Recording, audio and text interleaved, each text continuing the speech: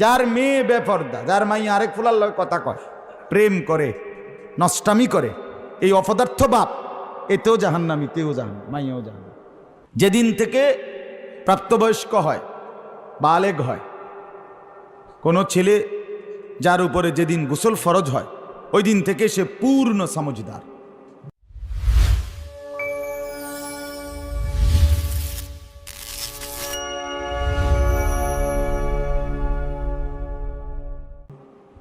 পূর্ণবয়স্ক, প্রাপ্তবয়স্ক। যে মেয়ের প্রথম মাসিক ঋতুস্রাব শুরু হয় সেদিন থেকে সে পূর্ণ সমঝদার। পুরো ইসলাম তখন তার উপর। একটা হুকুম তখন আল্লাহর নাফরমানি করিলে জাহান্নামে যেতে হবে। তাইলে ছোট তো আল্লাহর ভাষায়, রসুলের ভাষায় নাবালেগ, বালেগ হয় নাই যখন, এরপরে একদিন, এক মিনিট আর ছোট নাই, ছোট নাই। এজন্য আমি দিবানিশি বলি, আমি চেষ্টা করি, আলহামদুলিল্লাহ আমি আমার ঘরের দিকেও নজর রাখি, চেষ্টা করি। এই ব্যস্ততার ভিতর দিয়েও রাতের 3টা 4টায়, গড়ে 3টা 4টার দিকে ঘরে ফিরি, কিন্তু এরপরও আলহামদুলিল্লাহ চেষ্টা করি ফজরের নামাজের পরে আধা ঘন্টা 40 মিনিট বাসায় তালিম করি বউ বাচ্চারে নিয়ে। আজকেও করছি। তো এটা আমার জিম্মাদারি, এটা আমার দায়িত্ব, এটা আমার উপরে ফরজ দায়িত্ব। বাজারে তরকারি 2 আইটেম, এক আইটেমই কিনলাম আর এক আইটেম না কিনলাম, এতে অসুবিধা নেই। টাকা কম আজকে, তো কম দামি ছোট মাছই কিনলাম, এতে সমস্যা নেই। অন্যের ঘরে সোফা আমার চেয়ার দিয়ে চালায় নিলাম, সমস্যা নেই। এটা এই কম বেশি কিচ্ছু হবে না। কিন্তু নামাজ, রোজা, বন্দিগি, হালাল হারাম, চরিত্র, এটার ঘাটতি, এটার কমতি আমারও জাহান্নামে দিবে, ফুতেরও জাহান্নামে দিবে। এই কথাটা যদি বুঝাইতে পারতাম তো আমার জিন্দিগি সার্থক হয়ে যেত। আমি যদি বাপ মারে এই কথাটা বুঝাইতে পারতাম যে বাপ মা, আমনের ফুতের অসভ্যতার কারণে তেও জাহান্নামে যাবে, আমনও জাহান্নামে যাবে, এই কথাটা যদি মাথায় ঢুকতো, সার্থ আমার এই সারাদিনের মেহনত সার্থ। এই কথাটাই বুঝেন। স্ত্রী বেপর্দা যে বেড়ার, এই অপদার্থ স্বামী, তেও জাহান্নামে, বেড়িও জাহান্নামে, কোনো সন্দেহ নেই, কোনো সন্দেহ নেই। যার মেয়ে বেপর্দা, যার মাই আরেক ফুলার লয় কথা কয়, প্রেম করে, নষ্টামি করে, এই অপদার্থ বাপ, এতেও জাহান্নামী, তেও জাহান্নামী, মাইয়াও জাহান্নামী। বলেন তো আমি কিতা করুম, কথা না হলে তো আপনি ছেড়ে দেন পরিচয়, বাপ সন্তানের পরিচয় ছেড়ে দেন, আলাদা করে দেন, তুই আমার ছেলে না, আমি তোর বাপ না। সমাজ মানবুনি, আর সমাজ মানবুনি পরে আল্লাহ মানবুনি আগে, হিডা না করেন। কথা বোঝেন নাই আপনি? সমাজ নিয়ে আপনার বিচার করবো হাসরের ময়দানে না আল্লাহ? তো আখেরাতে আপনি কি সমাজের মুখে নিয়ে দাঁড়াবেন না আল্লাহর সামনে দাঁড়াবেন? তাইলে তাইলে বলে বুঝতে চেষ্টা করেন, বুঝতে চেষ্টা। নিজের প্রয়োজনেই সন্তানকে ফিরাইতে হবে, মানে আমার বাঁচার জন্যই আমার ছেলেকে কি করতে হবে, আমি ফিরাইতে হবে, আমার বাঁচার দরকারে। ওই যে বললাম নবীজি বলছে, বুখারী মুসলিমের হাদিস, প্রত্যেকেই তার অধীনস্থদের ব্যাপারে হাসরের ময়দানে কি হবে, জিজ্ঞাসিত। নিজের অঙ্গ প্রত্যঙ্গগুলোও জিজ্ঞাসিত হবে। শুধু বউ বাচ্চা মিয়া, ইন্নাস সামআ ওয়াল বাসারা ওয়াল ফুআদা, এরপরে কুল্লু উলাইকা কানা আনহু মাসউলা। আল্লাহ বলছে তোমার কান, তোমার চোখ, তোমার দিল আমি আল্লাহর সামনে কিয়ামতের দিন জিজ্ঞাসিত হবে। আমি জিজ্ঞেস করব কানকে, বলো তোমাকে দিয়ে সে কি করছে। আমি জিজ্ঞেস করব চোখকে, হে চোখ বলো আমার এই বান্দা তোমাকে দিয়ে কি করেছে। দিলকে আমি বলবো ফুআদ, বলো তোমাকে নিয়ে সে কি কি ভাবছে। আমি আল্লাহর জন্য ভাবছে কয়বার, মানুষের বেডির লেগে ভাবছে কয়বার, ইসলামের জন্য ভাবছে কয়বার। দিল অনেক বড় সম্পদ, অনেক বড় সম্পদ। এক ঘরে মানুষ, নির্দিষ্ট জায়গা, এক জায়গায় মানুষের গাড়িতে বলেন সব জায়গায় নির্দিষ্ট ক্ষুদ্র জায়গা, কিন্তু এক দিলের মধ্যে কোনো নির্দিষ্ট কোনো জায়গা না, এটার ভিতরে অগণিত জায়গা। সুবহানাল্লাহ। চিন্তা করে দেন, এটার ভিতরে আপনি কত কিছু রাখতে পারেন, কত স্বপ্ন, কত আশা, কত আকাঙ্ক্ষা, কত পরিকল্পনা, কত ইচ্ছা এটার ভিতরে রাখা যায় না। এটা জায়গা খালি, এটা সাগর, মহাসাগর জায়গা। সুবহান। এই জন্য আমরা আমাদের জীবনের প্রতি নজর দিতে হবে, আমাদের আল্লাহর সাথে সম্পর্ক মিলাইতে হবে এবং গুনাহমুক্ত জীবন গড়তে হবে। এছাড়া আমাদের উপায় নেই। দুনিয়ার নিরাপত্তা কসম ঈমান আমলের উপরে। তাহলে আমি বলতেছিলাম, এক নাম্বার আমাদের জান্নাতে যাওয়ার জন্য দরকার পরিপূর্ণ কি? দুই নাম্বার পরিপূর্ণ তাকওয়া। কি বলেন? তাকওয়া। তাকওয়া কি? তাকওয়া কোরআনুল কারীমের বহুল ব্যবহৃত শব্দ। আল্লাহ তাআলা কোরআনে অধিক যেই শব্দগুলো উল্লেখ করছেন তার মধ্যে এটা একটা, তাকওয়া। তাকওয়া মানে কি? তাকওয়া মানে বেঁচে থাকা। বেঁচে থাকা মানে কি? আল্লাহ তাআলার সমস্ত নাফরমানি থেকে, নিষেধ থেকে বেঁচে থাকা, এটা হলো তাকওয়া। তারকুল মুনকারাত, সমস্ত নিষিদ্ধ বস্তু থেকে নিজেকে বাঁচিয়ে রাখা। আর কি?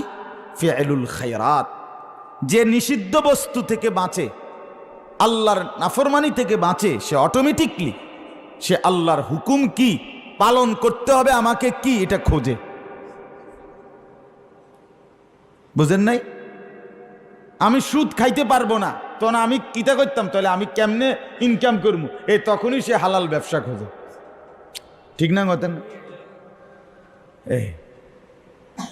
আমি আড্ডা দেব না,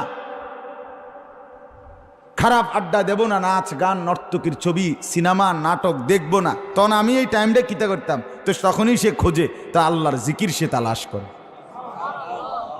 হ্যাঁ,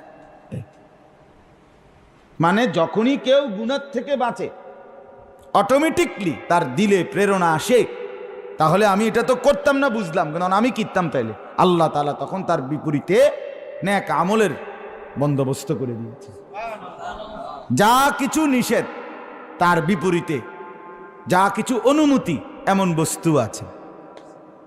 ভিন নারী, পরের নারী দেখা, এটা যেমন নিষেধ, হালাল স্ত্রী দেখা এটা তো জায়েজ।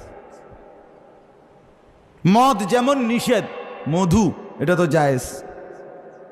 সুদ যেমন নিষেধ, হালাল ব্যবসা এটা তো জায়েজ। বুঝেন নাই কথাটা? এজন্য প্রত্যেকটা গুনার মোকাবেলায় আমার জীবন চলার জন্য আমার জীবনের কখন কি চাহিদা, কি প্রয়োজন, তো এর জন্য হালাল কি কি এটা আল্লাহ ব্যবস্থা করছে। আমার প্রয়োজন তৈরি করছে আল্লাহ, আমার চাহিদা তৈরি করছে আল্লাহ, আমার ভেতরের শাহওয়াত, ইচ্ছা, আকাঙ্ক্ষা সবই তো আল্লাহর দেওয়া, সবই তো আল্লাহর দেওয়া। যুয়্যিনা লিন-নাসি হুব্বুশ শাহাওয়াত, আল্লাহ কোরআনে বলছে মানুষদের জন্য বিভিন্ন জিনিসের আকর্ষণ, এটা সৌন্দর্যময় করে দিয়েছি আমি আল্লাহ তাআলা। এক মানুষের কাছে ফুল সুন্দর লাগে, আল্লাহ তাআলা বলেন এটা আমি তার জন্য সৌন্দর্যময় করে দিয়েছি। এক মানুষের কাছে নারী সুন্দর লাগে, হ্যাঁ, তো এটা আমি করে দিয়েছি। এরপরে শুধু তোমার দায়িত্ব যে আল্লাহর কাছ থেকে জেনে নেওয়া, আল্লাহ যেটা আপনি করেছেন সৌন্দর্যময়, এখন আপনি বলে দেন কোনটা দেখব কোনটা দেখব না, কোনটা করব কোনটা করব না। এজন্য তাকওয়া চাই। তাহলে ঈমান এবং তাকওয়া, পরিপূর্ণ ঈমান আল্লাহ এবং রাসূলের প্রতি, আর হলো গুনাহমুক্ত জিন্দেগি, সব নিষেধ ছেড়ে দেওয়া, সব আমল করতে থাকা, এর নাম তাকওয়া। এই দুইটা যদি কোনো ব্যক্তি জীবনে আনে, তো সে হাসরের ময়দানে দাঁড়াইবার সাথে সাথে জান্নাত। কোরআনুল কারীমে আল্লাহ বলছেন উইদ্দাত লিল মুত্তাকিন, আমি আমার মুত্তাকি তাকওয়াওয়ালা বান্দাদের জন্যই জান্নাত বানানো হয়েছে। আদাত্তু লিইবাদিয়াস সালিহিন মা লা আইনুন রাআত ওয়ালা উযুনুন সামিআত ওয়ালা খাতারা আলা কলবি বাশার। আল্লাহ বলেন, আমি আমার নেক বান্দাদের জন্য এমন জান্নাত বানিয়ে রেখেছি যা কোনো চোখ দেখে নাই, কান শুনে নাই, অন্তর ভাবে নাই। দেখলে বুঝবে, দেখলে সে বান্দা জান্নাতি বলবে ইন্না লিল্লাহ সুবহানাল্লাহ। আমি তো মনে করছি ফল দিব, ঠিক আছে জান্নাতি, নলে 30 আইটেম এটা দেখি কোটি কোটি কোনো হইতে কব ইন্না। হুজুররা কইল কি এনে তো হুজুররা কনের চাইতো 1000 কোটি গুণ বেশি। হুজুররাও তো বুঝা কুলাইতেছে না রে, কথা বুঝছেন না? মত হুজুর তো পাবলিক না, হুজুর তো মানুষ, তো হুজুরে বুঝা কুলাইব করতে। সুবহানাল্লাহ, অগণিত। লাহুম মা ইয়াশাউনা ফিহা ওয়া লাদাইনা মাজিদ।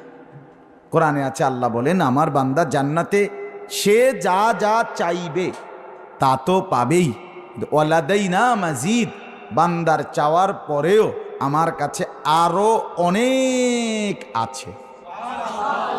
ফেরেশতা সেগুলো এবার দিতে থাকবে। আপনার ফেরেশতা জিজ্ঞাসা যে জান্নাতি বান্দাকে জিজ্ঞেস করবে যে ফল দিতে চাইছিলাম, কি কি ফল দিতাম?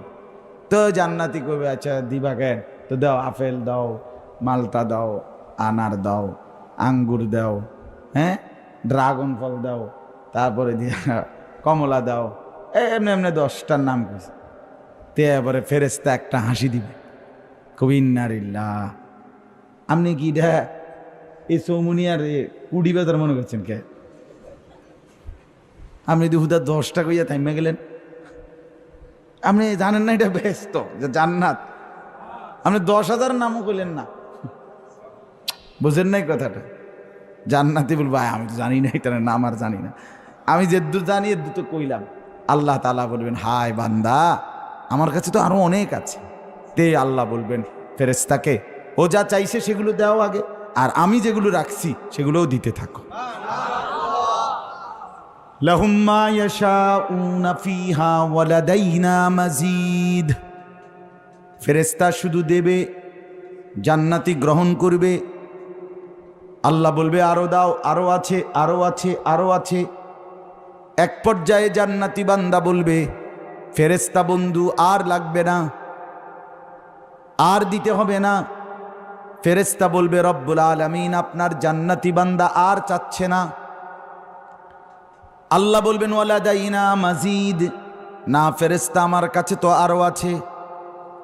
এবার ফেরেশতা বলবে, রব্বুল আলামিন তাহলে জান্নাতীকে এবার কি দিবেন? রব্বুল আলামিন বলবেন, আমার কাছে এরপরে যা আছে সেটা হলো আমার 70,000 নূরের পর্দা সরিয়ে দাও ফেরেশতা। এবার আমার জান্নাতি বান্দা সরাসরি আমি আল্লাহকেই দেখবে। ইলা রাব্বিহা নাযিরা, আসেনি এটা কোরআন শরীফে? ইলা রাব্বিহা নাযিরা, সরাসরি এই চোখে আল্লাহকে দেবে। চশমা লাগবে না, চশমা এনে দুনিয়াতে লাগে, চশমা জান্নাতে আখিরাতে চশমা সিস্টেমে নেই, চশমা লাগবে না, এই চোখেই দেখ। এজন্য ঈমান এবং তাকওয়া এই দুই জিনিস আল্লাহকে দিতে পারলে আল্লাহ জান্নাত বুঝায় দেবে। এখন আসেন, আমার এই আয়াতটা যেটা আমি পড়ছি এটার জন্য আমার কথা। এখন আমি আলহামদুলিল্লাহ, আমি আপনি সিদ্ধান্ত নিলাম যে আমি পূর্ণ ঈমানদার হব। আমরাও সিদ্ধান্ত নিলাম নেক আমল করব, গুনাহ ছাড়ব। কিন্তু প্রশ্ন আমার আপনারও আল্লাহর কাছে, মাওলা সিদ্ধান্ত নিছি কিন্তু আমি তো মানুষ, আমি তো দুর্বল, আমি তো সব সময় চেষ্টা করার পরেও মাঝে মাঝে আমল ছুটে যায়, গুনাহ হয়ে যায়, হয়ে যায় না? হয়ে যায়। তখন কি আমি আর জান্নাতে যাইতে পারবো না? তাহলে আমি কি বাদ পড়ে গেলাম? রব্বুল আলামিন বলে, না বান্দা, এই কথাটা বল, আমি বাদ দিতে চাই না। যদি কখনো সিদ্ধান্ত প্রথমত নেক আমল করবা, সিদ্ধান্ত হলো গুনাহ ছাড়বা, বাকি চলতি পথে কখনো আমল যদি ছুটে যায়, গুনাহ যদি হয়ে যায়, সাথে সাথে আমি আল্লাহ তাআলা তোমার জন্য ভিন্ন ব্যবস্থা রাখছি, নগদ নগদ তওবা করে ফেলো। আবার তাৎক্ষণিক বলো, আল্লাহ আমি এই গুনাহটা করে ফেলছি, বাকি ছেড়ে দিলাম, আর এক্ষুনি ছেড়ে দিলাম, আর কখনো করব না, ওয়াদা দিলাম।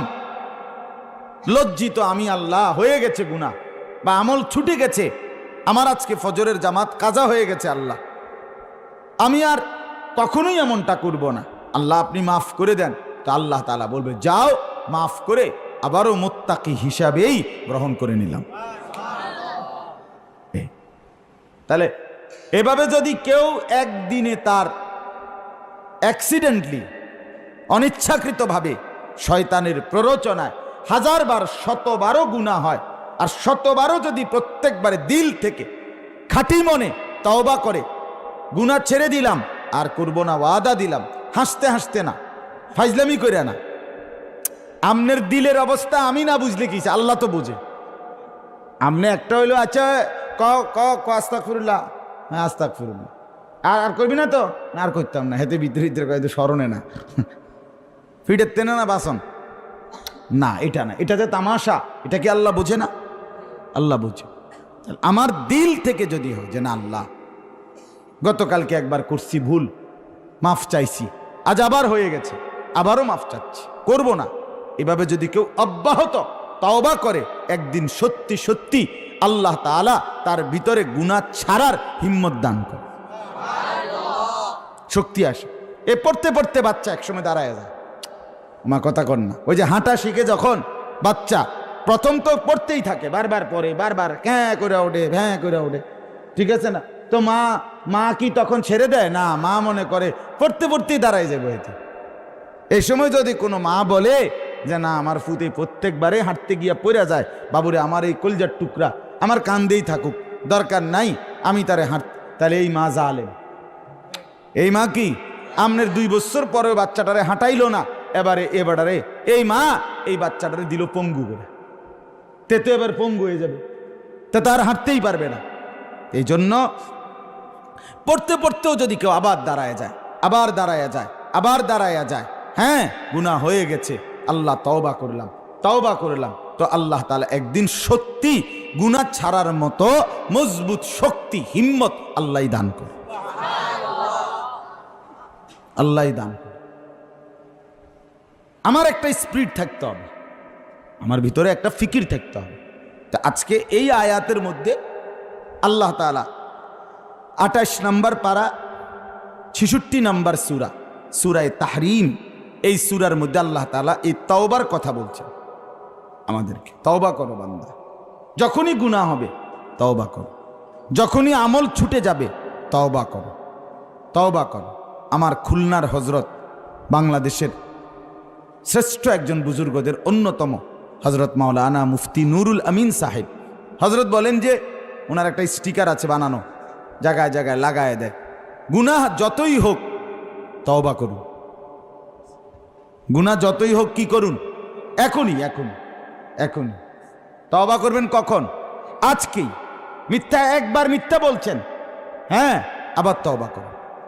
একটা অন্যায় করে ফেলছেন, আবার তওবা করুন। বলে না হুজুর আমার খাচ্ছ তো এরকম না, এটা কথা না, আপনি এখন ছেড়ে দেন, দেখা যাবে এভাবে ছাড়তে ছাড়তে একদিন হয়তো আপনি 10 বার মিথ্যা বলতেন, আজকে পরের দিন আপনার 8 বার হয়েছে, 2 বার কমে আইছে, পরের দিন আরেকবার কমে আসছে। হতে পারে 10 বছর পরে হোক, 1 বছর পরে হোক, 6 মাসের মাথাত হোক, আপনার সত্য বলাটা অভ্যাস হয়ে গেছে। কিন্তু আপনাকে কি করতে হবে? ছাড়তে হবে, ছাড়তেই হবে, এটা ছাড়তেই হবে।